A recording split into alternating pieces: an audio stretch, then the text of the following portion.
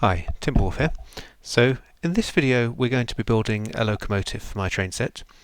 Now, as you may have seen some of my comments from my development thread, one of the things that I find quite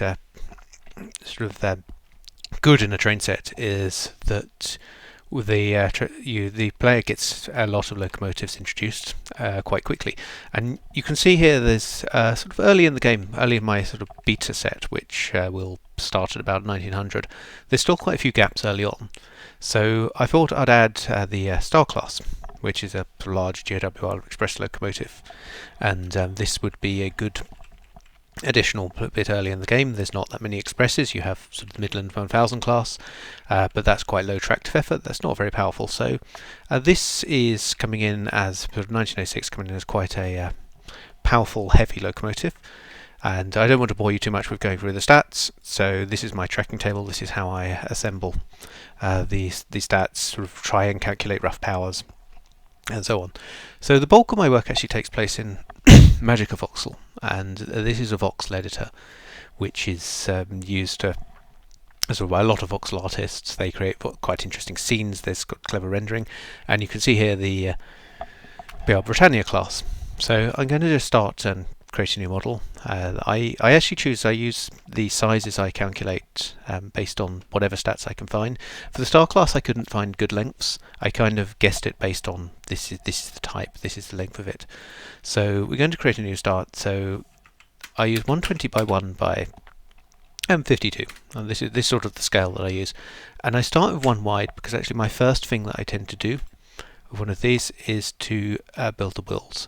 So I will attach circles, and this is pure art. So I'll choose a radius. This has 2 meter diameter wheels, so I'll choose a radius of sort of 9 voxels, and we will draw those.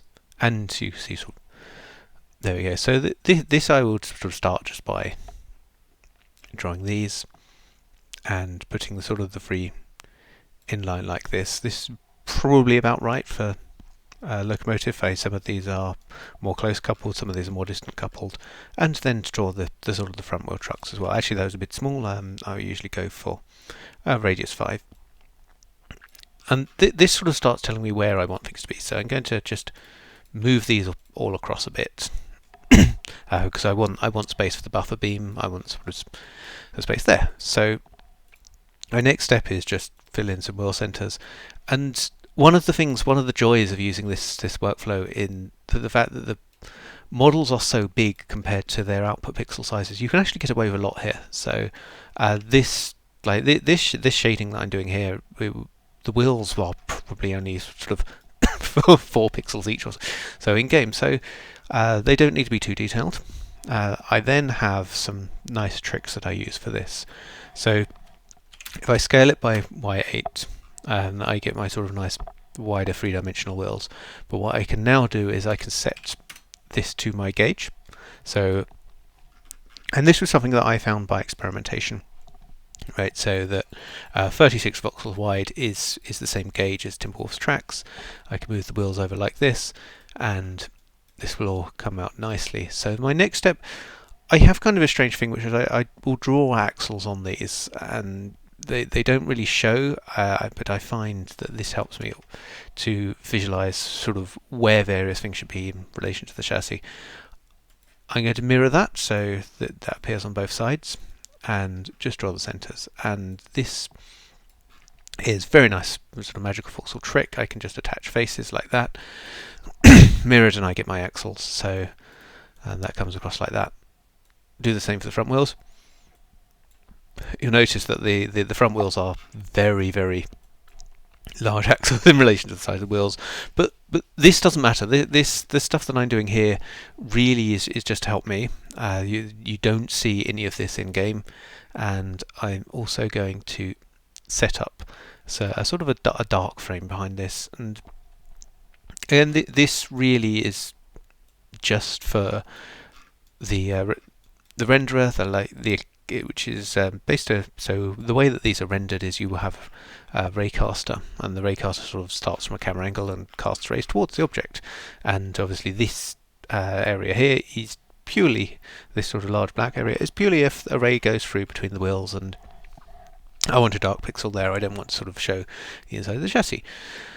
So Star Class locomotive, like a lot of express locomotives with large diameter drivers, that has a frame which actually comes down besides the wheels. So what I will do with that is actually put in where I want my frame. And you see something that I forgot, which is that I now need to bring out the width of the loco. These sizes may seem arbitrary. This is because by this point I've sort of drawn some 200 trains. I get kind of used to where the sizes are. So I'm just going to add the frame here, stretch that up there nicely. And there we go. I'm not going to go too far back because I know that I also still need to do the cab, so that's there. And I also look at where does this need to come down. So looking at the Star Class, I need to move things around again. So the front kind of trucks on the Star Class actually have quite a long wheelbase. So let me check that I've got those, and I'm just going to use magic of voxel loop command and just loop those back. And it's an artistic decision. If I was being really strict, I probably should draw this with a blueprint, but the results kind of at OpenTTD resolution, they're kind of good enough, and that's fine for me. So I bring up the frame, and I have some reference photos on my other screen, and those kind of show the frame coming out to about here. So I can now just take the frame across here. So I'm just going to pull that across like that, and you can see here that the accuracy of my voxel drawing is actually quite low. So there's not a huge amount of fidelity in this, but you may think like that this would be horrific if this was being rendered and close in, but this is becoming a very, very small pixel object. So, and I guess there's some experience here in knowing exactly what you can get away with, what you can't get away with, and obviously I have quite a bit of that experience. So I'm just going to bring this frame down here a bit because on the actual Star Class it has a quite a common thing for a lot of locos, which is that the frame drops over the front wheels. I'm going to pull this down to here, attach a face across there, and I'm always doing that with magic of voxel. I'm not very good at it. So, and then I'm just going to bring the frame across here. So the next step on this that I like to do at this stage is to add the buffer beams, and for this I have a pre-made object which I can use, and then I will just bring that across there. And this tells me sort of how far towards the front I actually need to bring my buffer beams. So actually why am I doing it like that? I use Magic of Voxel's box select.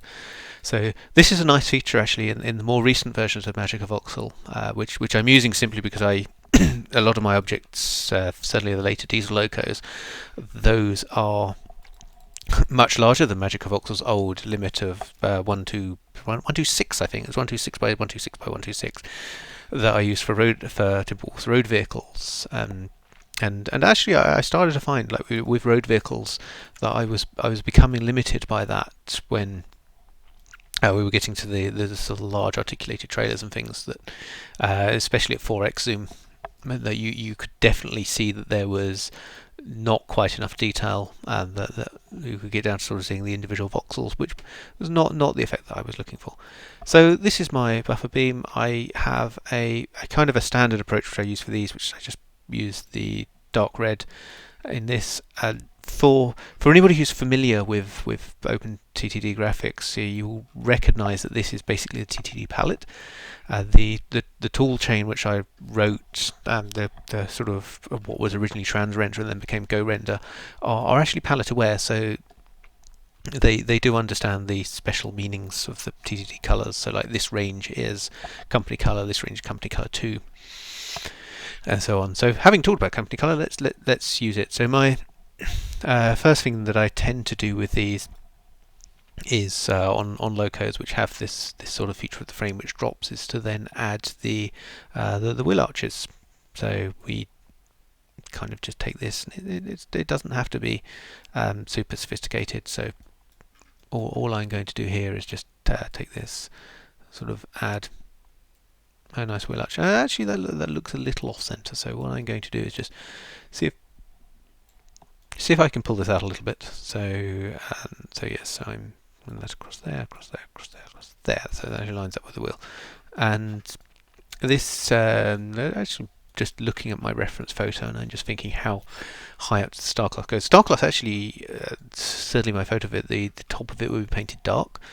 Now this resolution, you often find, so when I'm building these objects, one trade-off I have to make is what do I make company colors and non-company colors, and the reasoning behind that, there's actually some logic there, which is at OpenTTD scale, when you're drawing these sprites, you have, obviously you can do kind of dithering and blurring and anti-aliasing between colors, and you can kind of blend them into each other.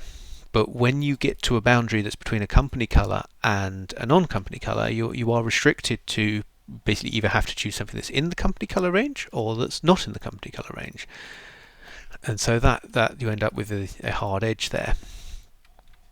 So that sometimes it's a lot better when you're creating the voxel objects to minimize the need for those hard edges and sort of use the dark company color rather than trying to sort of do black and then go render to work out, well, should I use black or should I use the palette color? Go render is quite good at that, but it's not quite so good at it that you can't get better results by doing the right thing when you create the object. So there we go. So we have our free wheel arches. The cab is quite far back on the Star Class. So what you do see with some of these when you're on locomotives, certainly sort of the later longer Pacifics, is you would see the rear wheel arch actually blend into the cab. For this, this is not the case. So we would just sort of add the cab on the back separately. The frame drops slightly in this, so I'm going to add that. It's actually slightly less square on the prototype than what I'm drawing here. This now, I think this is one that I will actually correct. This is one that I will go back in and say put a little bit of a curve on it once I have got the size. So I want to bring that across there, and then just erase a couple of voxels off the bottom. It really doesn't need much, and in fact these diagonals here, like this one, once they're rendered in game, that is an effect which is good enough. So I'm just going to pull this and do the same the other side, so that you get what at the output resolution is actually looks like quite a nice curve. So there we go. So I'm now going to attach my cab, and this is just very this is where I like using Magical Voxel, because this becomes a very quick operation to put this cab in. And I now need to, I'm just going to pull this up all the way to the back. I now need to follow the roof profile. So Star Class, like quite a lot of early locos, actually has quite a steep curve on the roof profile. And my trick that I use to build the roof profiles that I found quite effective is I will just build the line here. I've actually not done what I wanted to do there, so I'll use the line tool and bring it across here. I've played with lots of variations of this, so some of them I've used curve tools, and what I'm now going to do is just clean that up a little bit, so I get kind of what I feel is a nice curve, and just bring that across there. So this is looking reasonable. So I'm just looking at this side because I'm thinking, do I want some more length for the cab on this? And I'm kind of thinking that yes, I do.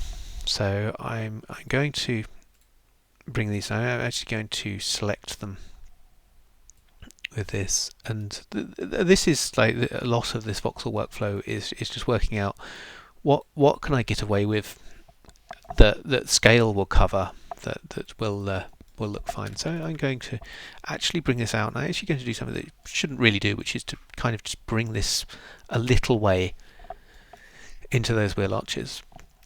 So the next stage on this is we have to start thinking about boiler. But one thing that you get is once you've drawn the boiler across sort of, I'll just show you. So once you've drawn a boiler across there, you then have the problem that how do you deal with supports? It's very hard to kind of get under it as it would be kind of in real life. So the actual thing that I will start doing is looking at boiler supports.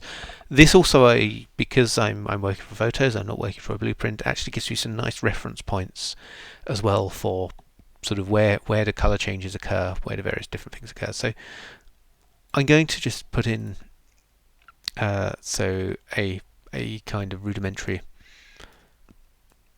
boiler support here, and this is actually, looking back at my photo, this is way too far back, so let's just move this forward a bit.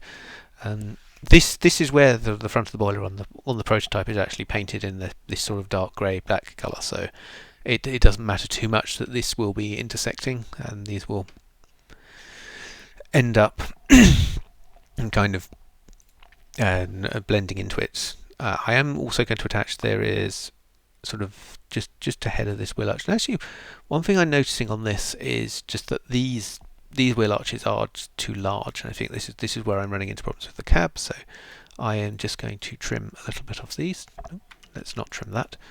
So yes, I'm going to trim a little bit off this, and then trim a little bit off that. And just paint that.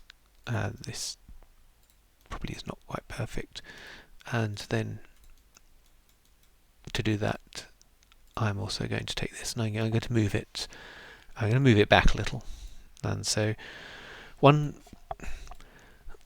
thing that I guess it may seem odd while I'm doing this, with kind of very little reference to blueprints or reality or anything like that, is sort of, well, why are you doing this? And it's because the actual proportions, even with a long vehicle set, even with a set that is like mine, deliberately longer than TTD scale, it's still not the full length scale of say it's a British prototype railway locomotives. It's still shorter and it's still stubbier, and I find like it rather than to just shorten them kind of in scale, which is what drawing from blueprint would end up with, I find it much better to actually caricature, to stretch certain features, to squash others, to kind of give you a sort of character of what the loco looks like.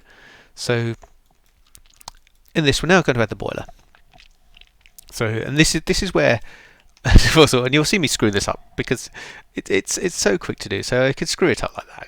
Way too large. So, and this is an early 1900. This is sort of mid 1900s, sort of 1906 loco. So it has quite a small boiler. At the cab end, there is a sort of bulky.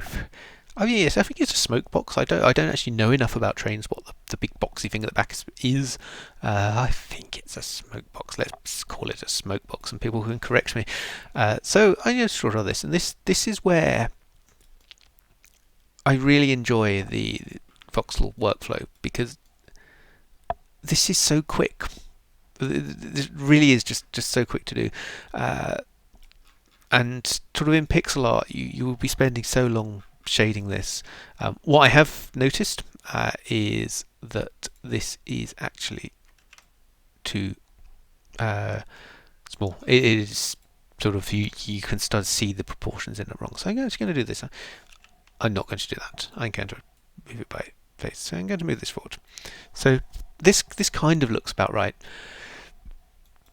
One thing that I am noticing, compared to the prototype, compared to the actual real train that I'm looking at, is that these wheel arches are further into the frame. So I'm just going to correct that. I'm just going to get rid of this, because this should be part of the cab, and I'm not going to mirror, because the reason I'm not going to mirror is because I actually want to move this inwards, so I can't kind of move these things in the same direction. There we go. So loop it in the correct direction. I highlighted something I shouldn't. There must be Yes, I'm not very good at Magic voxel selections. I really should learn all the various shortcuts and the undo mechanisms, or just get more accurate with the mouse. So there we go. And same mistake again. So you can see there actually where this is where the wheel is. So we can only move these in so far. So that's good, and I'm going to move that across there. So there we go. Ooh, let's get that correct. So this is the one that goes -y. This is good. And these where this is a sort of steam pipe type thing, and I'm just going to attach face to bring that up there. So, and this is kind of strange because this is actually enough detail for the size we're going to render it in. So I'm going to pull this back to here, and I also have a slight sort of dome front. So I tend to do, when I do this, I make it a lighter color, and that actually it looks slightly odd in Magica, but it actually works out quite nicely when we do this. So I'm also going to do something. This, if anybody's looking at this and starting to feel very nervous, I'm going to save it as well. So I'm now going to add a funnel. So we're mirror it back in Y. So this ends up with slightly sort of off-center circles. One reason that I end up working with this mirrored mode a lot when I'm doing these things is just a peace of mind that something is centered. And I noticed, like for my photo, it may be perspective, but this actually goes slightly higher than the cap. So I'm going to extend it up there, and I'm going to pick one of these colors for. I thought the sort of thing is a nice sort of brass type color, and just kind of do the trim ring on there. So we're going to go around and just do that, and pick a slightly darker one and paint. There's kind of a thing here, which is that GoRender, the tool that I wrote, which actually renders these, does calculate shadows. It has its own ability to sort of go in and say, well, this should be darker because it's occluded by a voxel. But I still find that the sort of also doing that myself, emphasizing that slightly, does produce a nice result. So we're just going to put a black on top of the funnel, so that kind of looks nice. But in game, that will work out well. So let's take this color. Let's actually take something in the middle. And this is a quite early locomotive. It has a sort of dome spout type thing. I don't. It's weird for someone who plays the transport game like this. I think I enjoy building the networks. I actually don't really know that much about the trains. This has been sort of quite a journey building this thing. I've actually learned about the trains. I've just discovered things. I now have sort of train facts, but I still have problems like, what do you call this thing? It's a dome on later locomotives, but it's kind of on this. It's just sort of spouty, and I'm just going to stick that there. At game resolution, that will be fine. I think actually when I look at my photos that I'm working off, that's slightly further forward. So let's bring that slightly further forward, sort of in line with the middle wheel arch, and it has a box type structure. Clever behind it. No idea what this is. It's in the photo, so I'm going to add it, and there we go. Let's get this right. Let's get this right. So there we go. And that's actually it's less bendy than the photo that I'm working from. It's not a bendy sort of thing. It's a slopey sort of thing. That works very well. It's got. Oh, this is nice. So this almost certainly is below display resolution, but I like putting these little sort of greebly details on the models. So there we go. I have a little horns that are actually on the real thing. So the next thing I'm just going to do is slightly darker, which is I think it's a smoke. I think it's some sort of large box-like structure on the back of these. And someone can probably tell me what this is. Oh, interesting. Actually, this is the same colour as the cab, so I don't want to do that.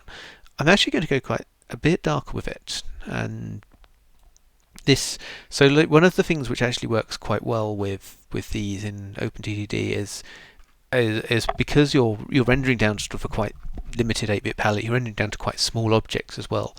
Those things in concert mean that it actually makes sense to have quite stark differences between things at this scale. So I'm going to add this large sort of end box. I actually need to bring it forward a bit as well.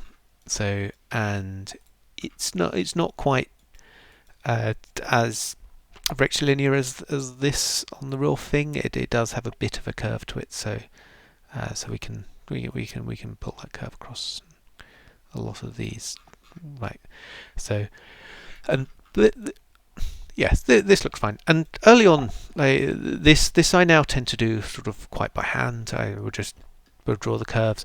That's just having done lots of these things. So early on, when I was drawing these things, what I would tend to do is I'd get out the circle tool, and I'd get out this, and I'd get out that, and it would kind of take me ages to do something because I'd just spend ages drawing circles that then just didn't work. So okay, so we've got our star class. This is starting to take shape and starting to like this. So what will turn this from kind of just a very primitive object into the real thing? So what we should be doing. What I have forgotten to do is put any couplers on it. That would help. That would help if the sort of OpenTTD citizens can actually couple it up things. So look at that. This is such a sort of simple little object, but this is all we need. Like the pixel resolutions that this is going to be output to, it's all we need. So I just want to check, like, have I actually brought my frame out to the full width? No. So this actually probably explains why I thought earlier on that my wheel arches need to be closer in, is I just wasn't using the full width. So I'm just going to bring that out a bit. And I often do this. This is one of the most common mistakes that I will make building a train, is to not do it at the correct width, and then later I'll find that I need to actually create it. Oh, something interesting that I failed at here, which is that, of course, when I attached this, it wasn't mirrored. So I'm just going to do the mirrored side of it. There we go. That's nice. And this kind of interesting. This is about all of the detail which will actually be needed. So the game renders at quite a high angle, so you don't need to worry too much about what goes on beneath these. I could, if I wanted to be sort of super thorough and make sure that this renders nicely, I could just stick a little sort of darker box under there so it looks okay. And this actually looks worse in the voxel world, but that's fine. Let's bring that out there. Let's just pop that, get that on there. Yeah, there we go. That should make us feel better about this. So the next thing that we've got is the train has a few sort of control rods and bits that run along the outside. So I'm just going to kind of add those. There's one that kind of runs off this side down to between the first and second wheel arch, and so that I'm just going to put. So it's quite a dark color on the actual loco, but what I'm going to do is I'm just going to try this grey color. You'll see how that comes out when it gets rendered. So I'm just going to do that across there, and you see, keeping this straight. So one thing kind of with lines like this, and I'm just going to erase this thing back down to, oh, not quite that far. There we go. One thing with lines is it's quite a sort of judgment, and so I'm going to go one or the other on trying to keep them sort of linear. Like sometimes it works better, and I find for cases like this it works better to keep the line. Sometimes it works better to have the line sort of go around corners and do things like that. But I'm just going to keep it like this. So one thing you may notice is that I'm actually making these little bits of detail really quite thick, and the reason for that is that this is rendering down to a small object. You kind of want those details to appear as actual lines and not just as isolated pixels, which is what will happen if they're too thin. So I've noticed there's a sort of vacuum pipe or something which is body color. So I'm just going to sort of freehand draw that up. There we go. Not perfect. That will be fine at the resolution we output. So there is also a very large long steam pipe type thing, so that can just be a box, and it goes to the front, so it goes effect here. That is too large. That is not not the effect I intended. That's better. That's where I want it to be. There's a slightly higher pipe just above it, which goes like that, and that should be good. That should be good in game. And then off this there is a sort of trim piece. There's a nice, I guess, pipey sort of bit of trim which comes out here, and these.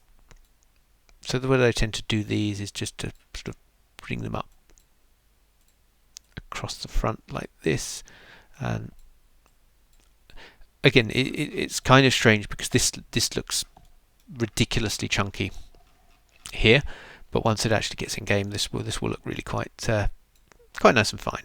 I'm going to give it a trim. This is kind of over the top for something that's only going to be a couple of pixels, but it does help the shading. Sort of, you know where GoRender will choose one pixel or the other. I'm just going to do the sort of the hingy bits. I don't want to paint out, which actually attach this here. So I'm going to run that again, making it slightly chunkier, and then also pushing that, and that's about all the detail that it needs. You'll notice actually that also is mirrored compared to reality. That's because the Magica voxel file format itself is mirrored, and I don't reverse it in GoRender or anything. So it's easiest for me to just create the objects mirrored. So I'm just going to put the curve into this where that runs. There is some sort of vacuum pipes. One thing I am going to do actually on this is I think I'm going to change the color. So let me just pull that down to that. I want a much darker color. Was that going to conflict with the wheels? Let's go with. I can't decide now. Let's get rid of that. So let's have a look at that. That's too dark. That's probably way too dark. That I'm going to go with that. But what I am going to do is just to give it a little bit of contrast. I'm going to sort of do the edges like that. Looking at the loco, it has sort of plates which come down across here. So, and we're just going to do that mirrored. So bring back the mirrors. This is something I'm really bad at, which is, by the way, that I will turn off mirror mode and then I'll forget that I turned it off, and I'll actually sometimes, as you saw earlier, do quite a lot of the train with only one side, and then desperately try to correct it with the sort of the flip tool. So one of the reasons I was messing with that is I spotted a sort of vacuum pipey type thing which runs kind of up here, and I just wanted a bit of contrast, so that when I put it in. And the ones up there, it actually has a bit of sort of red over it as well. And there's I guess there's a point to make here with this, that the scale lets you get away with doing these things kind of very freehand, very sort of just kind of just go for it and just do what you feel like. So anyway, so we're now going to add some trim rings, and I'm actually going to use the second company color for this. So I'm going to start painting across here, and so I'm going to just do it as a box. And there's the thing that I was just talking about, that I will forget to mirror the things. So I'm going to do it at a width of 3, and this may seem like it is unnecessarily chunky, but one of the things that I found is that when you're doing a detail like this, when you're sort of saying, so what I'm actually going to do is I'm just going to pull that across there like that. That when you're doing something like this, 3 pixels is the sweet spot for having it rendered as an actual bit of detail in all views. So I'm just going to pull that across the front there. So what I kind of want to do now is I want to establish like a size for this. So I'm just going to copy it, and I'm just going to take this and I'm just going to ruin it for a bit, because I can then paste that back, and I can now take that and just move it across like this, like this, like this. And if it's spaced nicely, that will work. That doesn't quite work. I'm going to elect to just take a little bit of that to space it nicely. You can see I've kind of got some colour bleeding there, so I'm going to just to paint that over like that very quickly. And there we go. This is quite nice. One thing that I can do now that I've divided this up is I've noticed from the prototype that this last ring of the boiler is actually a little bit larger, so I'm going to just sort of enlarge it, and this is kind of a nice thing with voxel workflows. This is the kind of thing that could be very, very slow, very kind of agonizing and painful to do with in pixels. And some things are a lot faster, but this kind of this whole ring needs to be slightly larger. Just doing it in 3D is that bit quicker, that bit lazier. So there we go. Let's just pull this. And it doesn't need to be amazingly perfect. I mean, this, again, as I say, as a 3D model for 3D game, this is pretty terrible, but it doesn't need to be amazing fidelity to work as a small pixel object. So that there is probably enough detail. Like for the boiler, that is probably enough. That because we're rendering quite small objects. So there we go. Now, do I want to do some trim? I don't have much space on this cab, so I'm probably not going to do much trim on there. What I am going to do is attach a roof. So I tend to go sort of 2 voxel thickness on things like roofs. Looking at the prototype, it does have a little bit of overhang, so there we go. And we have a slight issue actually that I can't overhang it to the rear, but that probably won't matter because this is a very, very open locomotive at the rear. It's pretty much that sort of roof is all the protection from the elements. Like some later locos will have much more sort of substantial cabs. Obviously get to the diesel era and they're kind of proper enclosed cabs, but a lot of these early locos they are very much, they're kind of just a roof and open sides. So you sort of, you don't have much in there. Now I'm going to paint sort of the standard way I paint is I use the sort of the dark grey colour for this. I use the dark colour for the sides, and I also tend to use the thing. So here's an interesting thing. Like, how do I want to handle this lower thing? Because I do want to blend this into what I'm doing. So I'm just going to bring this up there like that, and I think that looks good enough. And if you were going really close into the voxel object, you'd be like, oh yes, that's all wrong, that's all a mistake.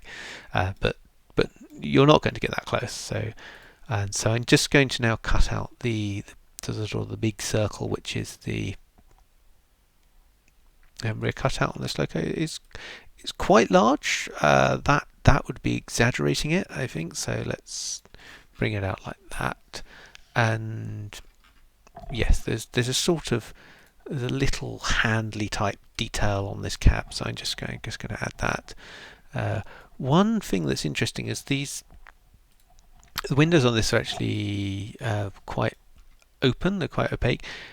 I'm going to, because I don't trust that this will work at the output size, I'm going to follow the very standard sort of TTD graphic style of Windows, which is to use this dark purple. And I tend to, when I use it, I add a little bit of detail. Just it's like it's almost invisible when you render it, but this actually I actually have a problem because this is hidden beneath here. So I'm going to just move that like that. I'm also going to add this because while the windows are actually much straighter on the prototype, again, this is this caricature rule that you kind of, it's better to take an impression of the train than actually to draw a totally accurate one. It works better when you get down to the Transport Tycoon scale. So I want to make it clear that these are angled windows, and making them extend slightly further in than they would in reality. And so there we go. So this I'm also going to say I'm just going to paint the face on this darker, and a reason for doing that is just the same thing that I was talking about before, which is extra contrast. It just gives that little bit more shading as when you're doing this. So I now have a pattern, so I'm going to be really lazy and do the here's one I made earlier job. So there we go. That is two locomotive. It's a driver and fireman, of course. Yeah, that's what you call the locomotive people. You really see that I really just know absolutely nothing about trains. That just all I'm doing is just drawing things because it's fun.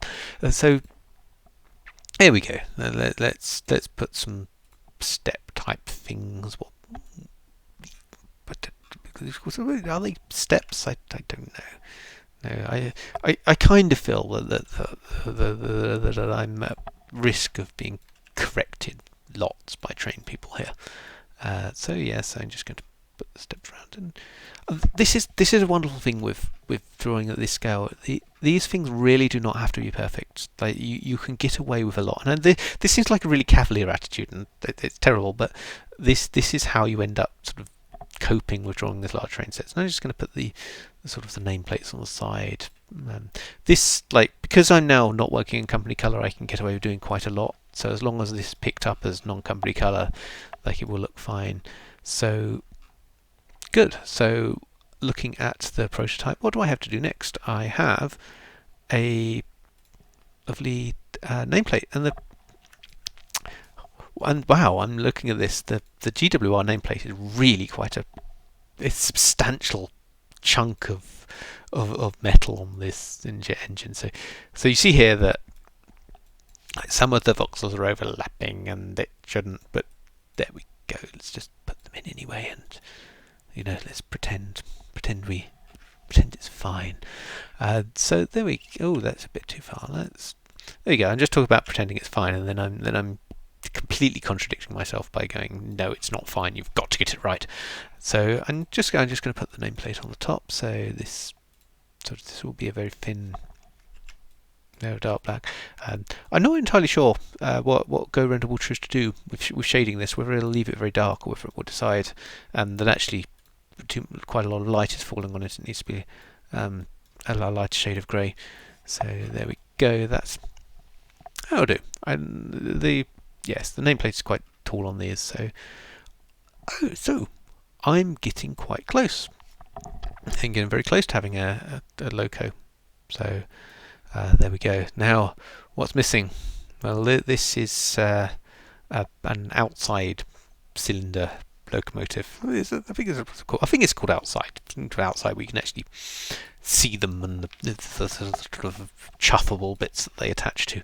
I will need to put those on. What I'm going to do before that is I'm just going to sort of this gap. I'm going to kind of greeble it up a bit, which greebling sort of that model making term for just adding little bits of detail that sort of don't really go anywhere, don't really make sense, maybe are not on the real thing, but kind of just help fill in the gaps. So I'm just going to create this. This is a sort of thing on the real thing. I think it's some sort of like suspension for the actual front trucks. So I'm just going to swap over to that. So let's and you can sort of see here where I'm just really just making a mess of voxels. I don't know what I'm doing. There we go.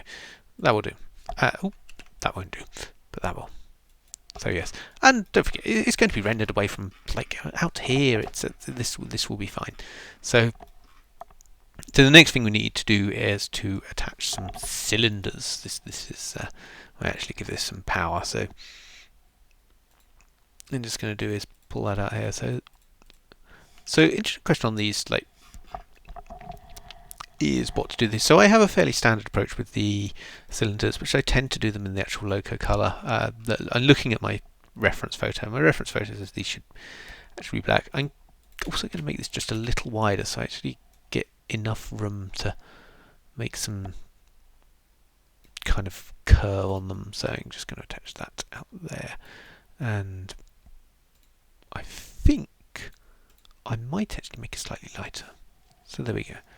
So, and looking at photos, they come to just ahead of the front wheels. That's good. And they come to just ahead of those wheels.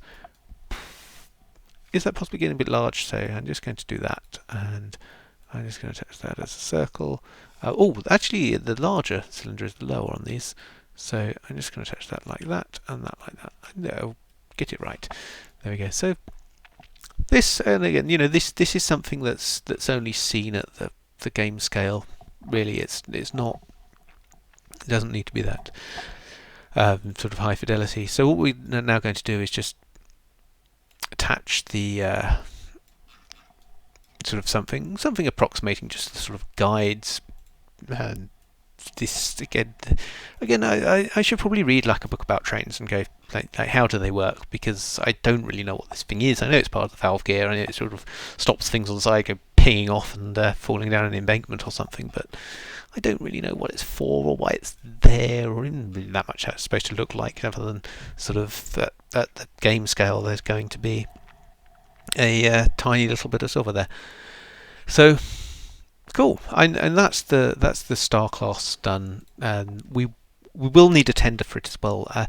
One thing also, there's not that much valve gear, and the reason for there not being that much valve gear is I actually have all the animations pre-stored. So I have a sort of a nice 060 animation for the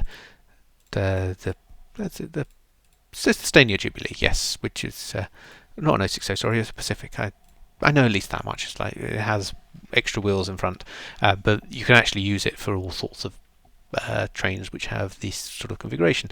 So what I'm just going to do here is I'm just going to sort of measure this up and say that this has about 9 voxels of valve gear before the actual sort of connecting rods start. So I'm just going to go back to the Star Class, and no, I don't want to save changes to that. So as you see that this I actually wanted to disappear into the piston a little. So I do this. What am I actually going to do with this? What is the point of this? Why are you doing all this measuring? Well, I have a tool called Cargopositor. Cargopositor is a thing which combines voxel objects in nice automated ways by taking this ugly pink mask colour. You may have seen this like right at the start on the Britannia and gone, oh, why has he done that? Does he just want all the sort of wheels look extra horrible? No, it actually does do something. It's used for deciding where to put the various valve gear. I don't want things to go that high, so there we go. This is probably good enough to do our first rendering, and if we look at the average level of detail, this is about all the detail that we go for. So you'll see sort of the occasional ones where they have maybe a little bit more, maybe a little bit less greebling in certain areas. This probably, I kind of feel that this maybe should have a little bit of detail on here. Is that going to work? No, I don't think that's going to work. I'm going to leave that. No, I'm going to leave it. I'm going to see how it comes up in game. So what I do need to do is go back to my tracking table here, because I lazily haven't drawn a tender for it. That's sort of a bit naughty. So if I look at the cost, there may actually be a tender we can use. So the joys of consistent or horrifically inconsistent naming strikes, which is that my tender for the Midland class is called Midland after the railway. The tender for the GWR is called Collet after the designer, because I'm not very good at organising these things. So there we go. So let's have a look at the Collet tender. It's a bit too late. This is a late GWR tender, so I'm going to kind of look at the ones. But yes, here's the Gresley tender, the Ivet tender. These are all kind of. I will need to create one. But I will start just to get it in game. I will start with the Midland tender and see how that goes. So somewhere in here is the advice of where the tender goes. Come on, Timberwolf, you should know your own tracking table, right? So, and then the horror of my set is it actually works. It's a VBA macro, which is super critical to this thing actually working. So cool. So we've got GWR Star Class, and we just have to check that this is also the name of the logo. Excellent, good. So having mentioned cargo-positor, like the cargo-positor files are here. So you see I've already got the King class, so I'm just going to stick that up here. There's no real rhyme or reason of where these go. Like sometimes I think I do it in order I've drawn, sometimes they're in an introduction order. So this will just tell cargo-positor, please add the Jubilee valve gear to this when you're creating it. And the next thing, also there's a thing to produce the empty, but we just do that for everything, so that works. So now I think I can just build this, and hopefully I will see the output. Oh, so you see there, look at all those trains. So much pixel art, so much of it automatically generated, so many of it with little off by one pixel errors that one day I will fix. So this takes a little while, even on sort of a quite powerful desktop, because it's compositing basically all of the objects. So I just got to wait for it to do that. And so, you know, what entertaining thing can we do while we're going there? So I guess Andrew, I should go through the history of this voxel tool. So this is quite an advanced sort of generation of it, and I actually started years ago. I wanted to make this train set, and I have some very, very horribly rendered versions of I think a Deltic and a class 455, sort of with very nasty shading, all at wrong scales, all terrible alignments. And I actually originally started out with Richard Wheeler Zephyrus's Pixel tool, which is where I got the idea from. So, you know, not an original idea by any means. And I took that algorithm, and Pixel tool used sort of nice painter's algorithm, because it was really just outputting the voxels straight one-to-one with Transport Tycoon projections. And I took that and I made a tool called Transrender, which just did that same painter thing, and it just gradually got to the point where it was doing it faster and faster and with more advanced shading and doing cleverer and cleverer stuff. And it was only sort of recently I ended up sort of back in the real world moving jobs, and I moved to one where Golang is the primary implementation language, and I was like, well, I spent a lot of my time dealing with .NET. Why don't I sort of learn this thing by taking Transrender and rewriting it in Go? And that's how kind of GoRender was born. But GoRender was actually quite a bit more advanced. Started using a floating point ray caster to pick out the individual voxels. Had much better shading. Started doing sort of shadowing and occlusion. So doing sort of advanced normal calculations and all sorts of clever things like that. And actually, you know, this maybe is a sort of culmination of lots of years of experience or something, or maybe it's just if you do things enough times you'll accidentally get them right. But yeah, to GoRender I think actually produces quite nice output, which looks sort of quite close to hand drawn. It fits in well with the kind of Simon Foster style in Transport Tycoon Deluxe. So cool. So I'm going to look just down, and I know people are probably going to be like, oh gosh, thought you were smart. Why aren't you using, you know, Unix systems? I use lots of them for work. I do lots of stuff in Linux. It's just that this is a gaming desktop, and I'm quite OS agnostic. So cool. So that set's been generated. So before that, I'm just going to load the unfortunately named image editing program and take a look at it. You see actually here where I've got 32-bit per pixel images.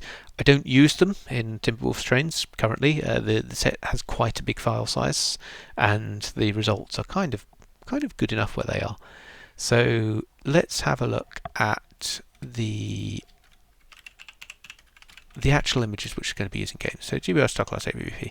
You can see here the sort of the turning scheme, 24 things. So this is the kind of thing that I was talking about with the rendering, which is all of that detail we added. It comes down to this. The valve gear gets blasted over the top of that as well, so it's sort of even smaller. But you can see sort of some of the concepts. So like we were talking about using 3 voxel wide stripes. In this diagonal view, it's quite obvious that actually, yeah, that's rendered down to a single pixel. So it's quite important sort of to do that this way, and to get the actual nice results. But also even on sort of the side views, which are joys of OpenTTD scale, the side views are longer proportionally than the other views. So things like those stripes, which are single pixel in the diagonal views, they actually become quite a lot longer. So it's a careful balance, and 3 voxels is the one that I've found to produce the best results. So there we go. So that is actually a train that's 24 rotation sprites with all of the other things. It has the animations. If I go for the animation here, we can see like there are 4 animations, and this animation sprite is literally it's just the valve gear. So you can see, oh, this is the hill sprite. Nobody actually knows about the hill sprites, so I probably shouldn't talk about them. But yeah, the animation ones, cool. So there we have it. Let's fire up OpenTTD. Let's actually copy the files across, so we actually are looking at them. And let's open this up. Let's see how this works. Probably the next thing people will comment if they start figuring out when this was done is you haven't upgraded your game, have you? Or when I shouldn't be playing the sounds. So let's not do that. I'm just going to probably have to edit these out or something. So I'm just going to no sound. I could put OpenSFX actually. So ignore the sound. So I'm going to start game. Yeah, 1930. That is fine enough. So I've got OpenTTD open. I'm going to create some track. Let's do that. This is what you came here to see, isn't it? To watch all of that, just to see me lay some track. Excellent. There we go. That will do. And this is pink. Let's get a little bit more sort of GWR-ish. So let's have some dark green and red. And I really hope that this is here. Yes, there it is. The Star Class. So it has the middle and tender on it. So I will need to redraw that. But off we go. Oh, it's quite a fast one. It's quite nippy. So there we go. And it is in game. So that's a sort of demonstration of my workflow. I'm just going to zoom in a little bit because I do want to actually see, does this look vaguely right in game? Yes, I think so. Some things are these sort of stripes maybe could be a bit darker. So looking at sort of, because on the real GWR locomotives they are very much kind of a pinstripe. So I might kind of look at darkening those. Actually, interestingly, if you just have a different color scheme, so no, I think that looks. I quite like the way that looks actually. It's purely the red which is a bit over exuberant. Maybe the orange is a bit over exuberant. But yes, so some playing around with that. But that's all. So that is pretty much how I create sprites. And I think the couple of hours or so. But yes, that's the process. So creating these voxel models and then rendering them out, and you've seen them in OpenTTD.